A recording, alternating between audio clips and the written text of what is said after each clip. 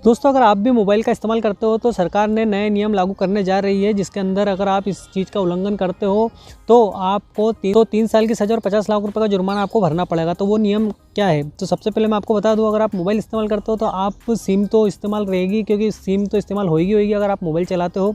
बिना सिम के आप मोबाइल कैसे चलाओगे?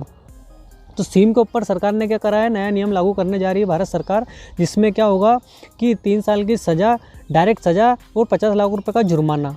होता क्या था दोस्तों, ये क्या है सिम के ऊपर नियम, क्योंकि अभी हाल ही में क्या है कि अगर आप अब कोई सिम लेके आते हो तो आपका बायोमेट्रिक होगा। और जो पहले जो सिम ऑन दे दी जाती थी, तो उसके पहले क्या होता था, सबसे पहले जब सिम ऑन आई थी तो क्या होता था कि किसी को भी कोई भी किसी के कागज़ से किसी को भी सिम दे रहे, किसी के भी नाम पे देने लग गए थे। और उससे फर्जीवाड़ा बहुत होता था, या तो किसी को मतलब फ़ोन लगा के उटपटांग बात करना, धमकी देना, कितने मतलब उटपटांग जो चीज़ें होती थी वो फर्जी सिम को लेकर होती थी।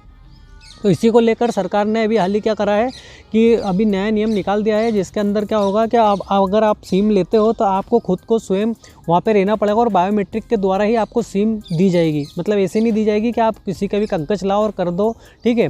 तो आपको स्वयं रहना पड़ेगा, बायोमेट्रिक होगी, बायोमेट्रिक के बाद ही आपको सिम दी जाएगी। तो ये नियम लागू कर दिए गए सरकार ने। और जो पहले अलॉट की गई थी, जो सिमें दी थी, उसके अंदर आप चलेगी, कोई दिक्कत नहीं है। पर अगर उसके द्वारा अगर आपके द्वारा कोई उटपटांग काम होते हैं और जिसके नाम की सिम है, तो पहले उसको पकड़ेंगे।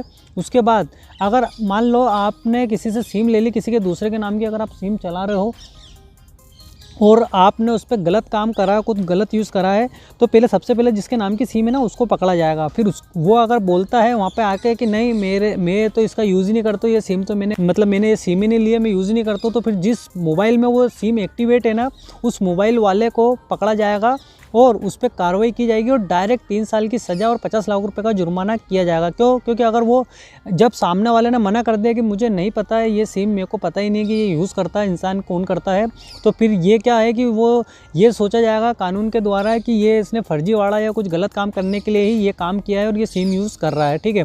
तो उसको सज़ा दी जा सकती है। पर अगर आपके घर परिवार में आपने किसी के नाम की सिम ले रखी है, आप सही से लीगली आप उसका यूज़ करते हो, कोई गलत काम नहीं करते हो, तो ठीक है।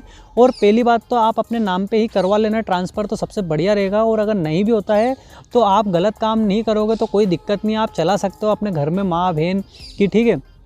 औरत के नाम पे ले सकते हो, माता के नाम पे ले सकते हो, भाई के बहन के नाम पे आप सिम चला सकते हो। पर अगर आप कुछ गलत काम करते हो तो फिर वो चीज़ें गलत रहेगी। आप यूँ सोचो कि यार मैं इनके नाम की लेके कुछ गलत काम कर लूँ, तो वो पकड़ा जाओगे आप, क्योंकि IP एड्रेस IM नंबर होता है जिसके द्वारा ये पता चल जाता है कि किसके मोबाइल से एक्टिवेट है और कौन इसको चलाता है, ठीक है। तो आप ये भी बस सोचना है कि आप पकड़ा नहीं जाओगे, और पकड़ाने के बाद 3 साल की सज़ा और 50 लाख रुपये आपको जुर्माना होगा। तो ले देखे दोस्तों, बात ये है कि आपको क्या करना है, कभी भी आपने अगर पहले आपने कोई सिम ले रखी है, तो अगर आप फर्जीवाड़ा या उटपटांग काम करते हो तो आप ये तो निश्चित हो जाओ, बेफिक्र हो जाओ कि आप पकड़ाओगे नहीं, पकड़ा जाओगे, पक्का पकड़ा जाओगे, है ना। और दूसरा क्या है, अगर किसी के नाम के आप सिम यूज़ करते हो तो आप अपने नाम पे ट्रांसफ़र करा लेना। तो यही था दोस्तों इस वीडियो में। अगर आपको वीडियो इन्फॉर्मेशन अच्छी लगी तो इस वीडियो को लाइक शेयर सब्सक्राइब करना ना भूलना। Thank you for watching.